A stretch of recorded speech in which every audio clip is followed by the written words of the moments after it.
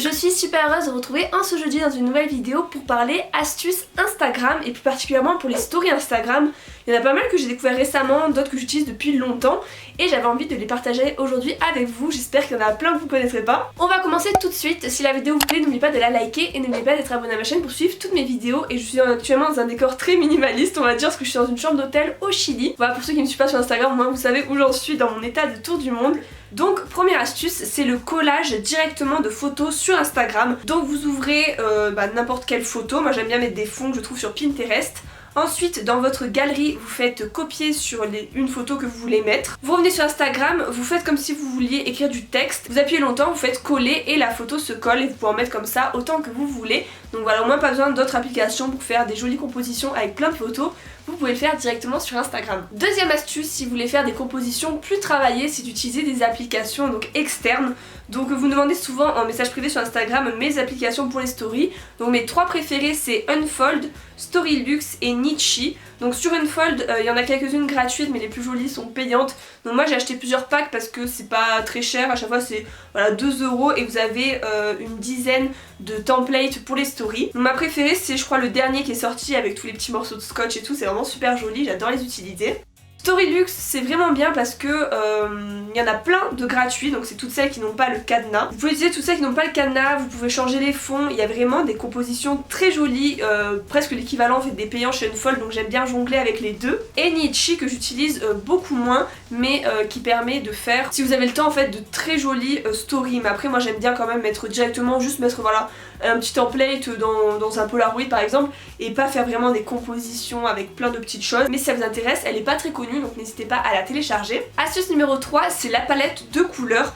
Ça peut-être que vous savez déjà, moi je l'ai découvert, je sais pas pourquoi je viens de le découvrir, mais quand vous avez toutes vos petites couleurs en bas, quand vous restez longtemps appuyé sur une, vous avez toute une palette de couleurs qui s'ouvre et donc vous avez vraiment un choix illimité de couleurs, à la fois pour colorier, pour le fond, pour le texte, donc c'est vraiment super cool. Quatrième astuce je crois, qui est aussi une astuce que je viens de découvrir et que vous connaissez aussi peut-être, celle-ci, c'est pour mettre entièrement une page d'une couleur.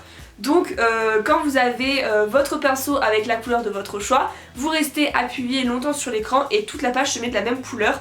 Et je trouve ça intéressant après d'utiliser par exemple la gomme et de révéler des éléments qui sont derrière les couleurs, ça peut permettre de faire des stories super originales et jolies. Astuce suivante, c'est de faire des écritures qui changent. Donc par exemple une qui est jolie pour écrire un mot par exemple, c'est de mettre une lettre à chaque fois par cube, donc mettre la police où vous pouvez mettre le contour et à chaque fois de faire une lettre une par une et de changer les couleurs.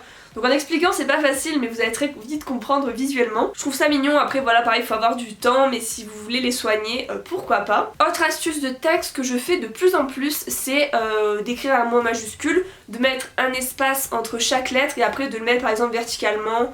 Voilà, à côté d'une tasse de café, à côté de n'importe quoi, ça rend bien, je trouve c'est original, c'est pas un truc qu'on voit partout. Petite idée pour vos stories. Et également une autre idée de texte original, c'est de faire un effet ombre, donc d'abord d'écrire le texte en noir et après de le réécrire en couleur et de superposer pour faire une ombre. Ça rend bien, on n'y pense pas forcément, donc voilà.